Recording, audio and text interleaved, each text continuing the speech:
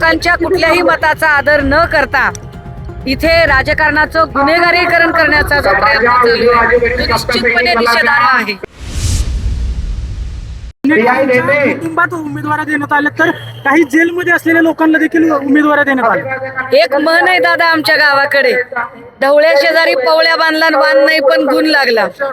ज्या भारतीय जनता पार्टी सोबत आता राष्ट्रवादी काँग्रेस अजितदादा यांनी संघ केलेला आहे, घरोबा केलेला आहे, त्या भाजपामध्ये मुळात सगळ्या प्रकारचे भ्रष्टाचारी, तडीपार, बलात्कारी, गुंड, गुन्हेगार आलेले आहेत.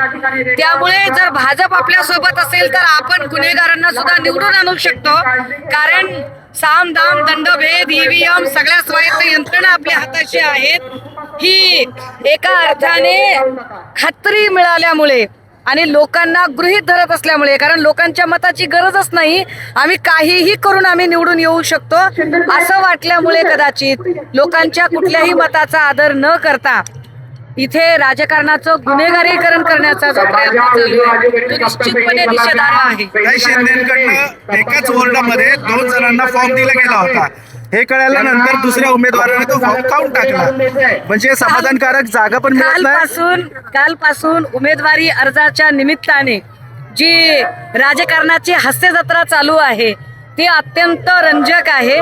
ज्या पद्धतीने कुणी आत्मदहनाचा प्रयत्न करत आहे, कुणी उपोषणाला बसलेलं आहे, कुणी फॉर्मच खाऊन टाकत आहे, तर कुणी भाजप नेत्याच्या कानशिलात लगावत आहे. हे सगळं जर बघितलं तर मला एकच गोष्ट जाणवते, ती म्हणजे भाजप फुटीच्या उंबरठ्यावर आहे. कारण काँग्रेस जेव्हा खूप ताकदवर झाली आणि काँग्रेसमधल्या अनेक लोकांना त्यांच्या महत्वाकांक्षेला दुबारे फुटायला लागले तेव्हा काँग्रेसमधनच हे सगळे पक्ष बाहेर पडले होते. जनता दल असेल किंवा आत्ताचा भारतीय जनता पार्टी असेल, हे सगळे काँग्रेसमधून बाहेर पडलेले पक्ष आता भविष्यात सुद्धा भारतीय जनता पार्टी ही फुटीच्या उंबरठ्यावर आहे.